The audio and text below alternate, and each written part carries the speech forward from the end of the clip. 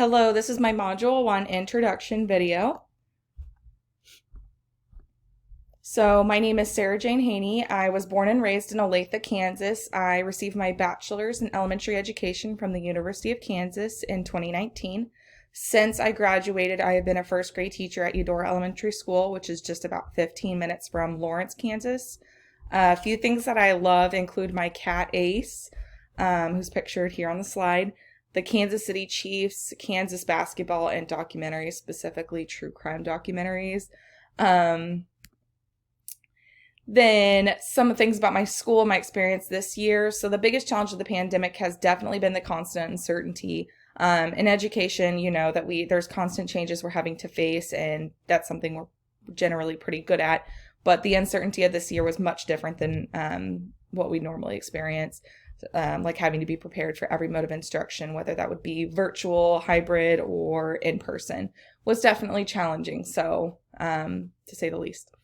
My first grade team that I work with consists of 9 teachers, including myself. So there's 7 of us that are grade level teachers, 1 resource teacher, grade level resource teacher, and then 1 grade level reading teacher.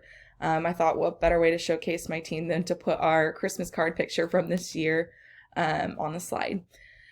They are my rock. I would not have survived this year without them. It has been a challenging year, but this is the teacher collaboration that I have with this group of ladies has really shown me how important it is to collaborate, and they have been my saving grace. This year is really what brought me to begin working toward my master's in education leadership. I really decided about halfway through the year that that's what I wanted to pursue. It was always kind of a toss-up between education leadership and counseling. However, this year kind of brought out some of my leadership qualities that I knew I had, but they really started to stand out to me and showed me that that's something I want to pursue. I am on our building leadership team representing first grade at my school. I became a building representative for our local teaching association. I got my Google training certification so that I could help my teammates out. And so those are just some of the ways that I've kind of seen my leadership skills come out. So the 3 mindsets going into the articles that we read. So mindset is the way that someone thinks, which affects his or her actions. The 3 mindsets discussed in the article included that all students can learn. The leader is constantly looking for ways to support all students. Teacher collaboration over isolation. So they're encouraging collaboration amongst teachers for school improvement. And then happiness and optimism, believing that we can, and actually changing our negative mindset that sets us back from success and fulfillment. I do agree with this research because as I reflect on my experiences as a leader in the classroom and effective leaders I've worked with, these 3 mindsets are critical to student and teacher success.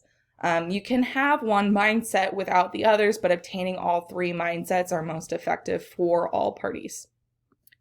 The 5 dispositions. So disposition is someone's normal behavior or reactions to events. The 5 dispositions talked about included confidence, so determined for success, not afraid to make decisions for students, which may lead to criticism. Being a risk taker and decisive, so they're action-oriented, not afraid of failure. Sense of humor can help ease tension and build positive relationships. Empathetically assertive, so sees things from others' perspective, but is not afraid to move forward, but while continuing to coach those that are hesitant to move forward and praising those who are moving forward. And then being a learner, so keeping current by being active in professional development and analyzing data. I do agree with this research because a leader's disposition can be recognized quickly by others and directly affects the responding behavior, whether negative or positive. These positive leader dispositions are critical to helping form relationships, exhibit dependability, and promote positive dispositions in teachers, students, and parents. So sort of being, that role model, you can promote those dispositions in other people as well. The 3 practices. So practices are key behaviors or strategies implemented which may be out of their comfort zone. So the 3 practices discussed were focus and prioritizing, which you're focusing on important goals and choosing simplicity over complexity. Examining feedback and data, so making time to analyze relevant data, not just data, but relevant data. with intention, and providing opportunities to receive feedback from others. And then the last one is emotional intelligence. So practicing skills and behaviors that engage others and then reflecting on those interactions with others. I do agree with this research because in my experience, less is more has been the big theme of this year. I'm sure as many other districts and buildings and classroom leaders have experienced that this year. I've seen how effective it can be when leaders hone in on the important data, identify and prioritize specific goals, and reflect on interactions and make changes when necessary. So though we were kind of forced into making things simplified this year, I think that was extremely beneficial for everybody as we were able to see why it's important to do these 3 practices. The 8 principles of ethical leadership was from the second article. I'm going to briefly go over those 8 principles. So personal courage, so challenging policies that are not helpful for student success. Public interest ahead of self, so opinions and needs of students, of students and staff are put before leaders' self-interest. Self-control, self-discipline, and integrity, so it's necessary for a positive role model and decision maker for all stakeholders. Task and employee centeredness, so balancing between building on the needs of students and staff and the current task at hand. Recognizing talents, so praising individuals who display excellence, and then also maximizing those talents of individuals. And then requiring high ethics from everyone, so setting those clear expectations to begin with, and then enforcing those with no exceptions. Sensitivity and understanding, so this is necessary to practice equity among members of the community. And then the last one is inclusiveness, bringing members into decision-making and implementation of those decisions. So I do agree with this research because these 8 principles are critical to leader success and reliability amongst all members. Using these ethical principles to guide decision-making can lead to positive leadership amongst all stakeholders. So sort of my reflection on these different aspects. My strengths, I believe, are that all students can learn in teacher collaboration over isolation are areas that I believe I have strong mindset in. Happiness and optimism are always something we can, I think, improve on. Definitely something I think I can improve on. I do have a tendency to do a lot of negative what if self-talk. That is something I continue to work on. My disposition, so strengths, I believe I have are sense of humor, risk taker, and decisive, and learner are the 3 dispositions that describe my behavior in and outside of the school. Areas of improvement, confidence, and being empathetically assertive are areas I've noticed growth in since I became a teacher, but I know those are areas I can continue to make a conscious effort to improve on.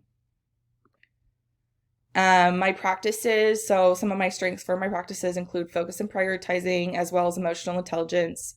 I would consider those strengths. And then areas of improvement, I can continue to improve on examining feedback and data. I continue to grow in this practice, and it's something I do all the time. But I would consider myself, I would consider myself a feedback-seeking individual as well. But I know that I can still have room to grow within the data analysis. So just making sure, I'm using relevant data to formulate my decisions on how I approach certain teaching. And then, it's interesting when I say feedback-seeking individual, I love being observed, which is not something you necessarily hear all the time, but anytime I can get a veteran teacher, a new teacher, a building principal, a district leader, anybody in my classroom, I just love getting that feedback, and I think it's so incredibly important and beneficial. So that's definitely a strength, but I put it down under areas of improvement because I think that's always something we can continue to improve on. My ethical principles, so strengths I would consider would be personal courage, public interest ahead of self, integrity, requiring high ethics from others, sensitivity and understanding, as well as inclusiveness are all ethical principles I follow on a day-to-day of being a leader in the classroom. Areas of improvement, task and employee centeredness, and recognizing talent are 2 areas I would like to see myself continue to focus growing in. How does this all support educational success and the well-being of students and adults? So mindset, disposition, teaching practices, and ethical principles are all key pieces in being a successful leader. I like to look at it like puzzle pieces. You can't have one without another to form the whole picture. While all leaders have mindset, disposition, practices, and ethical principles, great leaders reflect on those areas and put forth effort to make improvements to best suit the individuals that they lead. When leaders are adjusting to best support the community, the well-being of students and adults are directly being affected. So, standard correlation. Through the completion of this assignment, I was provided the opportunity to reflect on, communicate about, cultivate, and model professional dispositions and norms, which is directly related to the standard. This assignment was relative to my learning relevant to my learning as I was able to read about and analyze successful leadership mindsets, dispositions, practices, and ethical principles in which I should incorporate in my position as not only a future building leader, but as a classroom leader currently as well. Personal reflection. Throughout this assignment, I constantly thought about my mindset, disposition, practices, and ethical principles as a leader amongst my students. I thought about the areas in which I'm succeeding and areas in which I can improve. This is the first time I really deeply reflected on these areas, and I can clearly see where I can improve and why those improvements will be best for not only my students, but for my parents and colleagues as well. And I look forward to making those intentional changes. And these are my references. Thank you so much for listening.